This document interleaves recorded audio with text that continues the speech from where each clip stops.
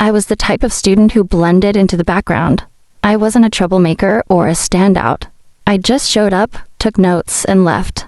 So when Professor William Harris asked to see me after class, I froze. I sat in the middle row of his literature class, always attentive, but never daring to speak unless called on.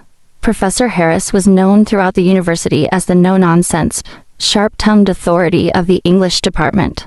His lectures were brilliant, but he was intimidating, always demanding nothing but excellence. That day, he didn't raise his voice or seem angry. He simply looked at me as class ended and said, "Miss Lauren Carter, stay back. I need a word." As students shuffled out, laughing and discussing weekend plans, I remained seated, my heart pounding. My mind raced. Had I plagiarized something without realizing it?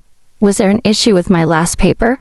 When the classroom emptied, Professor Harris gathered his materials and gestured for me to follow him. We walked down the long corridor in silence, our footsteps echoing off the tile floor. My stomach churned with anxiety as we climbed the stairs to the third floor, where his office was located. I'd never been up there before. His office was surprisingly cozy, lined with bookshelves and filled with the scent of old paper and coffee. He motioned for me to sit in the chair across from his desk. Then he pulled a printed copy of my most recent essay from a folder and set it in front of him. "You wrote this," he said, tapping the top corner. I nodded, trying to read his expression. "Yes, sir." He leaned back, folding his arms. This piece, it wasn't just good. It was different. Raw. Personal. You wrote about your father's death, as if you were reliving it with every word. I looked down, unsure of how to respond. That essay had come from a deep place. It wasn't just a writing assignment. It had been therapy for me.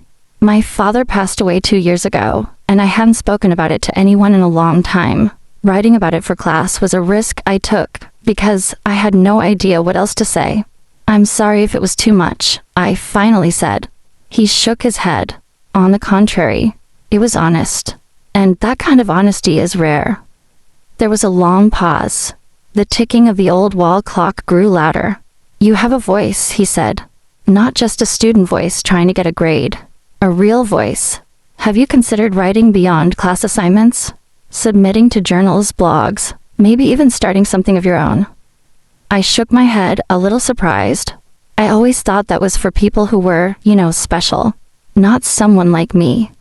He smiled slightly, a rare expression on his often stern face.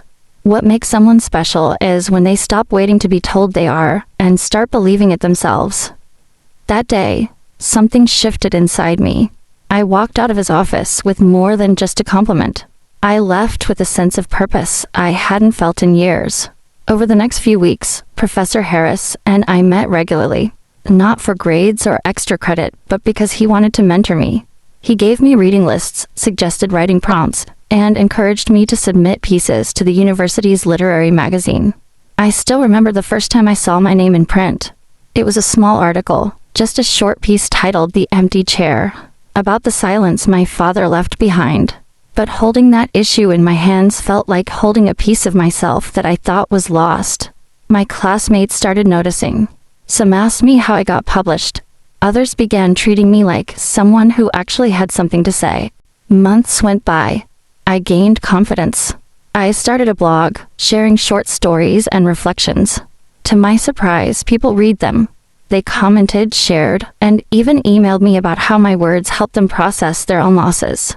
One message from a woman in Ohio still sticks with me. She said, "Your story reminded me that I'm not alone.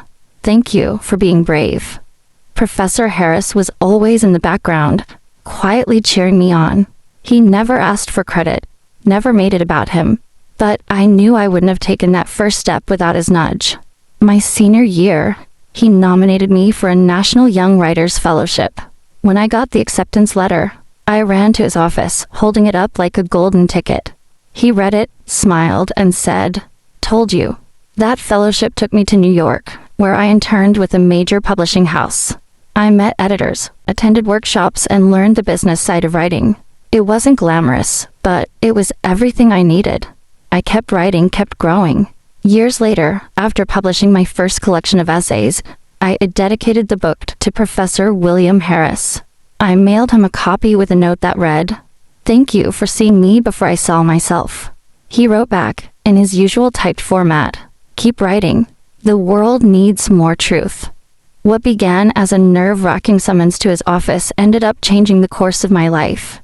Sometimes, the most unexpected conversations can ignite the spark you didn't know you were missing. And sometimes, the person you fear the most turns out to be your greatest ally. So yes, the professor called me into his room that day. But what happened next changed everything.